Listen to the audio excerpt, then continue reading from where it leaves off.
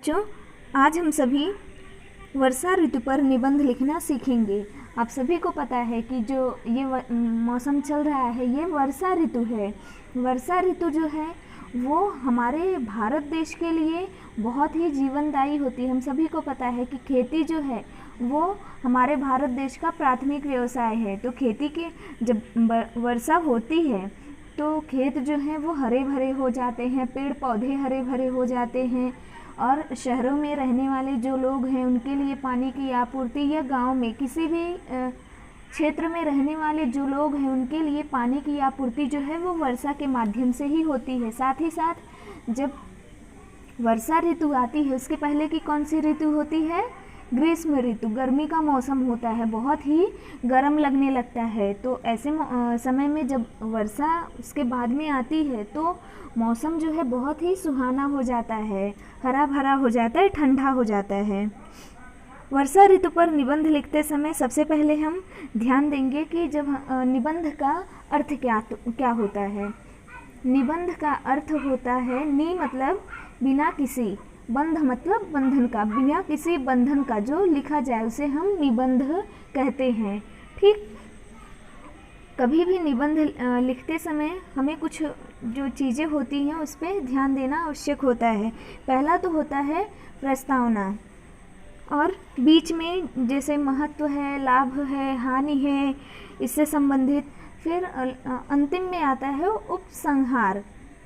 तो वर्षा ऋतु पर निबंध लिखते समय हम देखेंगे इसमें कुल 5 मुद्दे हैं। पहला है प्रस्तावना, दूसरा है भारतीय जीवन में वर्षा का महत्व, तीसरा है वर्षा के आगमन का प्रकृति और प्राणियों पर प्रभाव, चौथा है वर्षा की अधिकता या अभाव कष्टदायक, पांचवा है उपसंहार।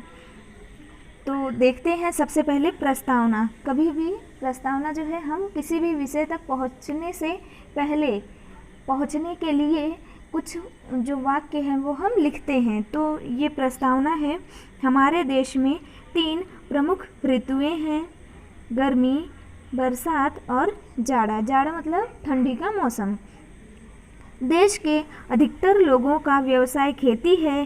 खेती से अच्छी पैदावार प्राप्त करने के लिए खेतों की सिंचाई करना जरूरी होता है। इसलिए हमारे देश में वर्षा ऋतु का विशेष महत्व है। यदि वर्षा आने में देर होती है तो सबको अकाल की आशंका होने लगती है। हम सभी को पता है कि जब वर्षा जो है वो अगर जून महीने तक नहीं होगी तो कहीं ना कहीं हमें ये डर लगने लगता है कि कहीं अकाल मतलब सूखा की स्थिति ना पड़े। क्योंकि कभी कभी ऐसा होता है कि जब बारिश नहीं होती है तो सूखा पड़ जाता है, तो खेतों में पानी नहीं मिलता है, लोगों को पीने के लिए पर्याप्त पानी भी नहीं मिलता है।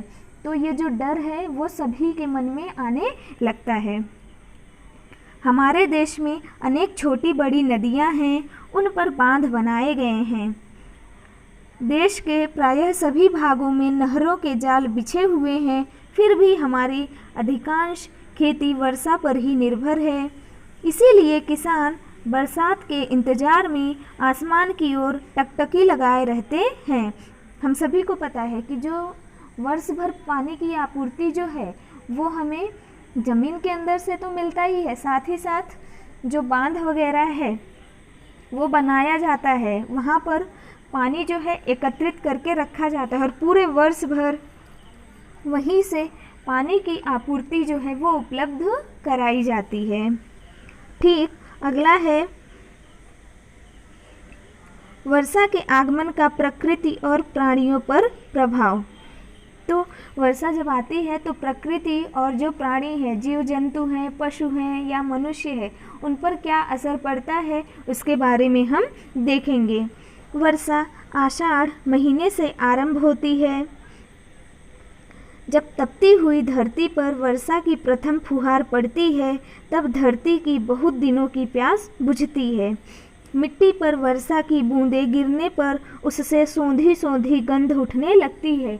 आप सभी को पता होगा कि जब जो ज़मीन है वो गर्म होकर तपने लगती है तो उस पर जब पानी पड़ता है तो उस पर वहाँ से सौंधी सौंधी जो सुगंध है वो निकलने लगती है। कुछ ही दिनों में चारों ओर हरियाली छा जाती है। वर्षा से वनस्पतियों तथा पशु पक्षियों को नया जीवन मिलता है। बच्चे वर्षा में खेलते और आनंदित होते हैं। किसान खेती के काम में व्यस्त हो जाते हैं। बाजारों में छतरियों और बरसातियों की बिक्री बढ़ जाती है।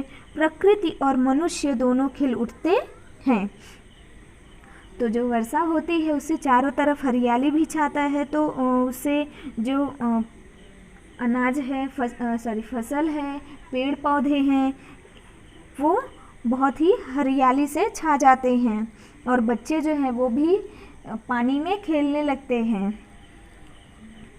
और जो किसान है वो अपने खेत के काम में व्यस्त हो जाते हैं। और छतरी, बरसाती जो रेनकोट होता है, बरसाती वगैरह, देखो कितने रंगीन मिलने लगते हैं, तो इससे सभी लोग खुश हो जाते हैं।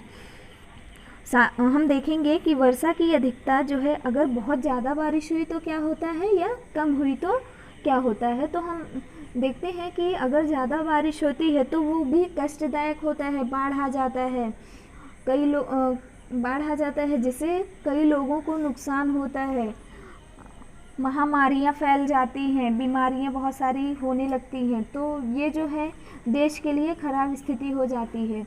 और अगर वहीं कम बारिश हुई तो हम सभी को पता है कम वर्षा होने पर जो लोग हैं उन्हें पीने के लिए पर्याप्त पानी नहीं मिलता है, खेती अच्छे से नहीं हो पाती है। तो इसलिए आवश्यक होता है कि वर्षा जो है वो ना तो बहुत अधिक हो ना तो कम हो, वो पर्याप्त मात्रा में हो। वर्षा की अधिकता से नदियों में बाढ़ आती है। वर्षा के अभाव से अकाल पड़ता है। वर्षा की अधिकता या अभाव दोनों ही दुखदाई होते हैं। अंत में हमें लिखना होता है उपसंहार।